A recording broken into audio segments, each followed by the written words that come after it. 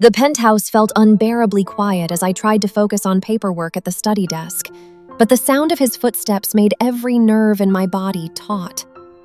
I told myself I was just imagining it, that he wasn't watching me, that he wasn't always one step ahead. But then the door opened. Ethan leaned casually against the frame, one eyebrow raised, his smirk calm and infuriating. "Working hard? Or just pretending?" he asked, voice low, teasing. I didn't answer. I refused. I could feel heat rising to my cheeks, but I forced myself to look down at the papers, anything to avoid his gaze.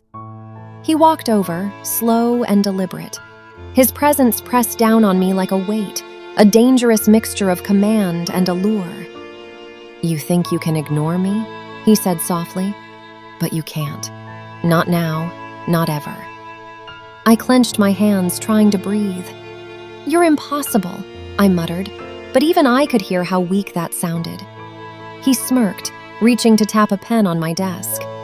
"No, strategic, like the contract said." The words made my chest tighten.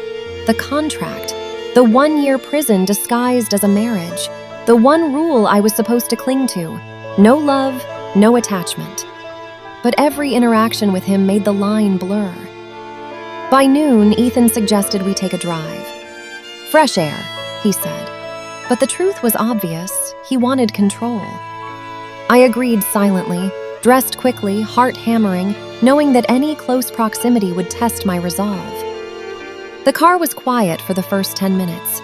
I stared out the window, trying to make myself invisible, to keep the old hatred alive. But then he turned slightly, his hand brushing mine as he adjusted the temperature dial. It was fleeting, but it sent a jolt straight through me. "Your father, he worries too much," Ethan said casually. His eyes met mine in the rearview mirror. "You're stronger than you think." I wanted to recoil, to snap back with something sharp and biting. Instead, my throat tightened, and I forced a nod. Strong? Perhaps, but not invincible. Not against him. By the time we returned, my composure was fraying. Every glance, every small touch, even accidental, felt like a spark ready to ignite. Dinner was silent. Ethan set the table without a word, and I felt the penthouse shrink around us. The city lights cast long shadows across the room, the tension palpable. Then he spoke, breaking the silence in that calm, precise tone I hated and feared. "You're thinking about me," he said, as if reading my mind. I froze.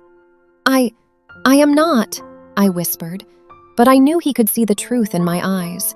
He smirked, taking a deliberate sip of wine. "Good.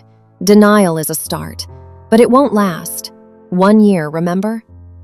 I clenched my fork. 1 year.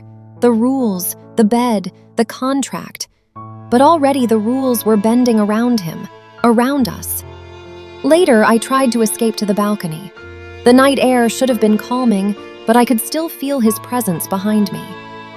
"Beautiful view," he said softly. I jumped slightly, trying to maintain distance. I need some air," I muttered. "You always need air when I'm around," he said, stepping closer. The tension between us was unbearable, yet I couldn't look away. He smelled faintly of cedar and something else, dangerous, intoxicating.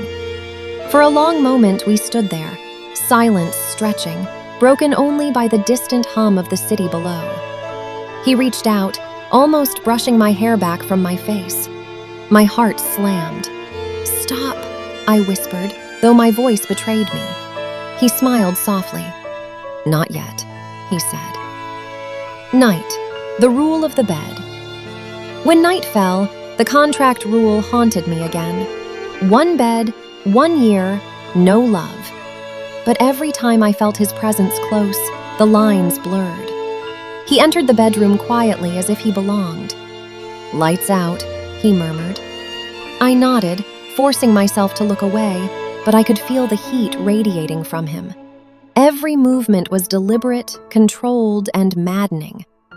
As I lay there, staring at the ceiling, I realized that surviving this year wouldn't just mean protecting my family. It would mean surviving him, surviving myself and the dangerous pull growing between us. 1 year, 1 contract, no love. Yet already, I felt the first cracks forming in my resolve. I barely slept.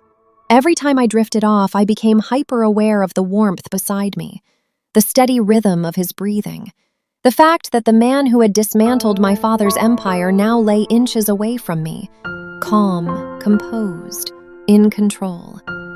At some point during the night, I must have turned in my sleep because when I woke, my hand was resting against his chest. I froze. His heartbeat was slow, steady, controlled, unlike mine. Before I could pull away, his voice broke the silence, low, awake. "You move a lot when you're anxious." My hand shot back as if burned. "I am not anxious." "No," he murmured. "Your pulse says otherwise." I hated that he noticed things like that.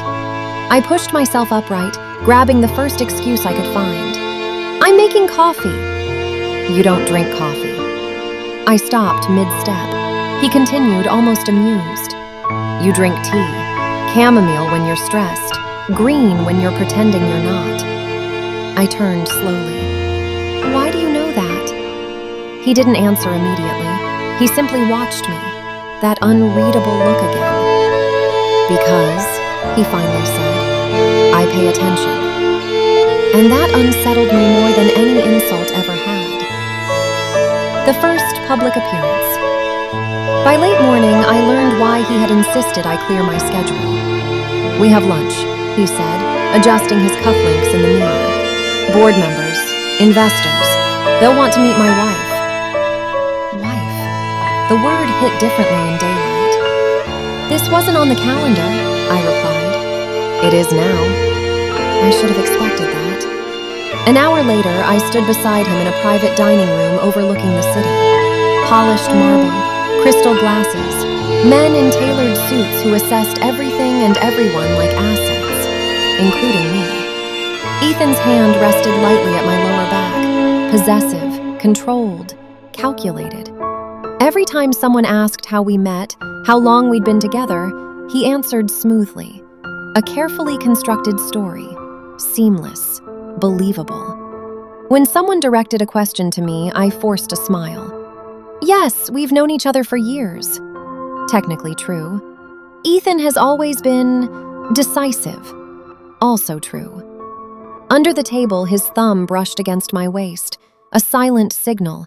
Stay aligned, stay composed. Then one of the older board members leaned forward. "So, this merger with your father's company," he said casually, "a coincidence?" The air shifted. I felt it instantly. Ethan's expression didn't change, but his hand pressed slightly firmer against my back. "Not a coincidence," he said calmly. "A partnership." The word was deliberate. I met the investor's gaze. Family supports family. Silence followed, a test, then nods, approval. When lunch ended, Ethan guided me toward the elevator. The doors closed. The smile dropped from my face immediately. "You used me," I said quietly. "I protected you," he corrected. "You protected your reputation." "And yours," he replied. The elevator descended in silence, but something had shifted.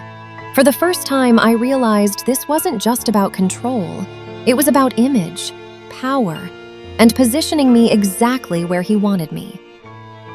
The confrontation. Back at the penthouse, I finally let the anger surface. "You humiliated my father in that meeting," I said, pacing.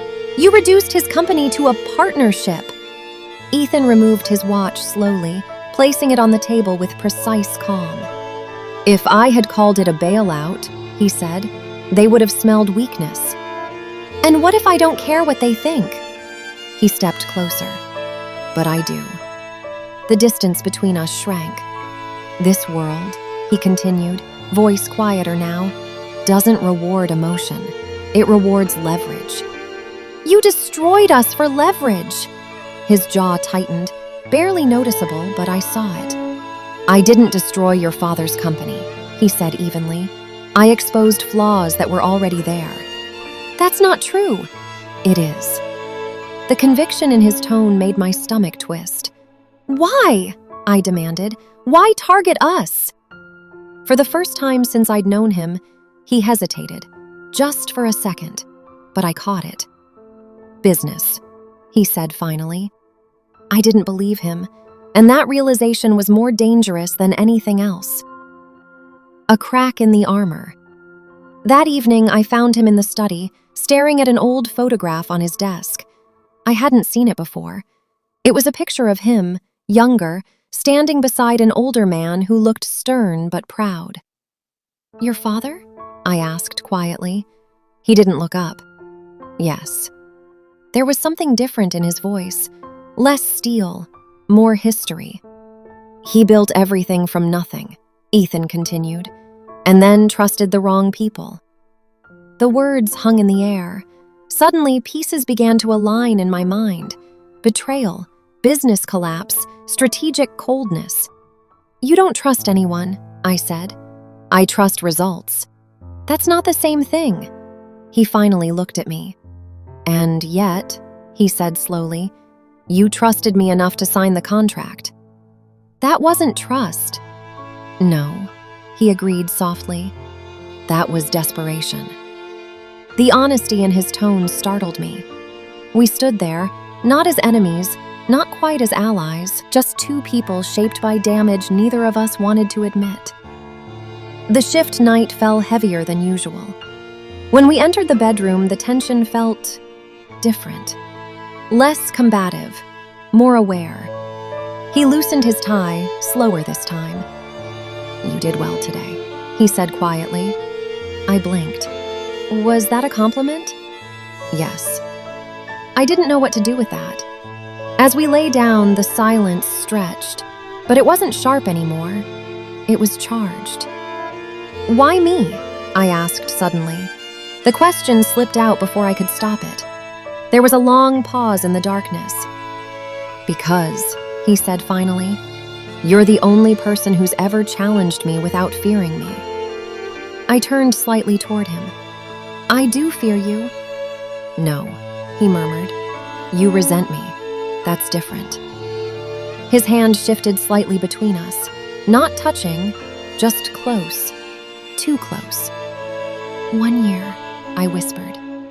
1 year, he echoed, but neither of us sounded convinced anymore. Just as sleep began to claim me, his phone vibrated on the nightstand. He reached for it immediately.